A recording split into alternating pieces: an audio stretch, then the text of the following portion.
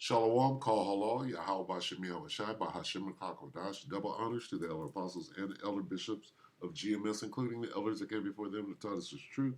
Shalom and salutations to all the brothers that push the word of truth and its sincerity, the hopeful elect, Tabernacle of David, the Aquat that are listening and learning, being a pillar of rest, 144,000, the one-third, the hopeful elect of Israel. I'm the brother Yahshua. I'm back with the WW3 Daily Update. Shalom and salutations to you as well. We're going to go with the other side, the Amalekites today. Let them spew their rhetoric and not going to have an opinion. We already know what's going to happen. So anyway, we'll just let them talk about the war from their perspective, how they're winning, and not what Scott Ritter says. But anyway, 2nd Ezra 16 and woe is me. 17. 2nd Ezra 16 and 17. Woe is me who will deliver me in those days. The beginning of sorrows and great mourning, the beginning of famine and great death. What happens during war? Great death. The beginning of wars, plural, and the power shall stand in fear. The beginning of evils. What shall I do when these evils shall come? Hey, the beginning of wars. So as Israel tries to make you believe that their objectives were complete in Gaza, which they're not, right? And they won't be until they run everybody up out of the land itself, right? And what is that going to cause? It's going to cause a major spiraling of wars, right? More and more wars. So it's a forever war, okay? And it's going to spiral out of control into nuclear annihilation, basically. So this is CBN News. I believe it's Christian Broadcast Network, something like that. Christian News, right? So, 1 hour ago, this is what the IDF is talking about right now. Their side. Remember who is a murderer and a liar and the father of it. All right, here we go. Well, a major milestone for Israel in its war on terrorism, the IDF has dismantled Hamas's military Yeah, right. I'll let it play. Abilities in northern Gaza. And now they can focus on other parts of the Gaza Strip. Israel is also facing growing attacks from Hezbollah along the border with Lebanon. Well, CBN Middle East correspondent Julie Stahl has that story. Israeli Prime Minister Benjamin Netanyahu is making it clear Israel must continue its battle in Gaza until it achieves total victory. We must not stop the war until we complete all its objectives. The elimination of Hamas, the return of all our hostages, and the promise that Gaza won't pose a threat to Israel anymore. Over the weekend, IDF spokesman Rear Admiral Daniel Hagari explained some of the challenges of the war in a briefing to the nation. He says one of the main goals is dismantling Hamas. Hamas battalions use a complex underground system with infrastructure to manufacture weapons, war rooms, command and control centers, and the capability to launch rockets from above and below ground. This is mostly propaganda, all right? When they start coming out with diagrams and stuff, who says that that's real? Right. This is to get you to accept the killing of people, women, children, civilians. Anyway. Move between different areas in the Gaza Strip using this infrastructure, allowing them to do so covertly. Hagari said there are 5 objectives: eliminating Hamas commanders, ground combat against the terrorists, gather intelligence from computers, maps, communication devices, locate and destroy rockets, weapons, and sites where they are manufactured, and destroy the underground infrastructure. This is the Gaza Strip. It covers 365 square kilometers and its population is over 2 million people. This is the northern Gaza Strip, where we began our ground operation and have been fighting for the past 3 months.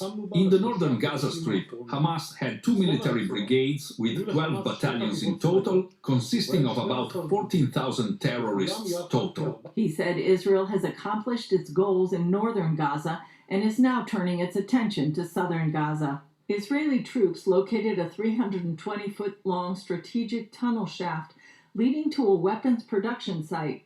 The IDF says their forces found proof that under Iranian guidance, Hamas terrorists learned how to operate and build precise components and strategic weapons and gain technological knowledge in the field. They shared images of what they said was a rocket engine and a Hamas-developed warhead of a cruise missile.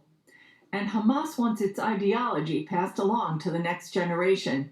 In an interview with NBC's Meet the Press, Israeli President Isaac Herzog revealed the discovery of a document detailing Hamas's plan to host and train children in summer camps to hate Jews, promote religious extremism and violence, and make them the terrorists of the next generation. Who came up with that? Mossad, anyone? It's a brochure, which is a directive by the commanders of Hamas as to how to manage summer camps for children in order to disseminate the values of jihad. It says it clearly, to disseminate the values of jihad and the values of the resistance, meaning terror, and how to make it a militarized society. And U.S. Meaning terror. Hey, let's pull out that old Talmud and see what it says, huh? You want to pull that out? Right, it's not a pamphlet. It's one of your holy books, that Talmud. Right? Pull that out and see what it says. How to treat people. All right. Secretary of State Anthony Blinken has been traveling throughout the Middle East before arriving in Israel. He's expected to press for a shift to lower intensity fighting as he warns that the fighting could spread beyond Gaza. Boom. Now, back to what we read earlier. The beginning of wars. What did she just say? He's afraid that the fighting can spread beyond Gaza. You think? You think? The reason that they're pulling out of Gaza right now is because shit is flaring up in Lebanon, okay, with Hezbollah, let alone whatever the hell is going on in Yemen. You're covering that up hard right now. With that little coalition, right? They shut that whole El Bab Mandan straightway. So, Lockie, bear with me. Before arriving in Israel, he's expected to press for a shift to lower intensity fighting as he warns that the fighting could spread beyond Gaza. Israel is indeed warning of another war in the north as Hezbollah marked the 3-month anniversary of the war by stepping up its attacks. Israel retaliated, striking what it called significant Hezbollah military assets in a compound used by Hezbollah's surface-to-air missile unit, and a Lebanese security official says an Israeli airstrike has killed a senior Hezbollah commander in southern Lebanon as the fighting near the border heats up. Julie Stahl, CBN News, Jerusalem. Well, this fighting will likely last for months. That's the prediction of the Israeli government and the IDF. And we need to be forearmed against all the propaganda that's happened. Just go back to October, the beginning weeks of this, and the attack, the attack on that hospital. It turns out it was a rocket fired by Hamas, but in the initial aftermath, the news media bought into this false narrative from the Gaza Ministry of Health, which is a propaganda arm of Hamas, that somehow or other Israel had bombed this hospital. Then Israel comes out and says, well, underneath that hospital is a network of tunnels, and the terrorists are using it. Hamas is using this to both manufacture weapons, to hide their soldiers, and to have communication networks. Well, that was absolutely laughed at in the media and in commentary, and it turns out all of it is true.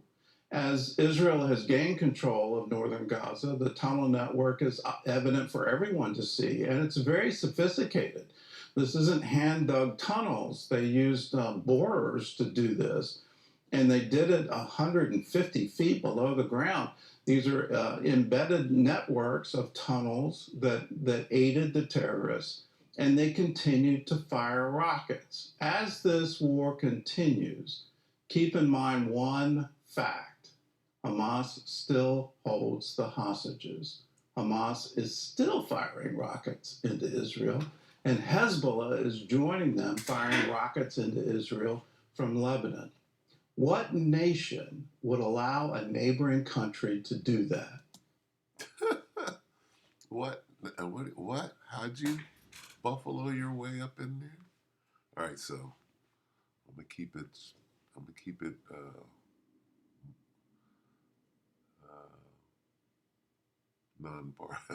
nonpartisan. Anyway, we're watching these wars, right? And where do these wars happen to be? Right? Well, in the Middle East. So let's go to Joel. That's what we do. Joel 3, Salakia. This is tripping.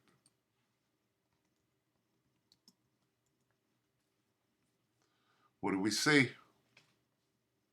We see this thing spreading. Joel 3 and 9, proclaim ye this among the Gentiles, prepare war, wake up the mighty men, let all the men of war draw near, let them come up. Beat your plowshares into swords and your pruning hooks into spears. Were they down there in the underground tunnels making cruise missiles? That's what it says right here. Let the weak say I am strong.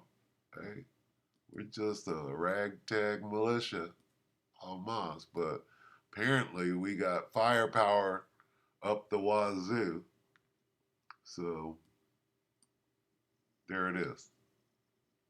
All right. We're just watching this whole thing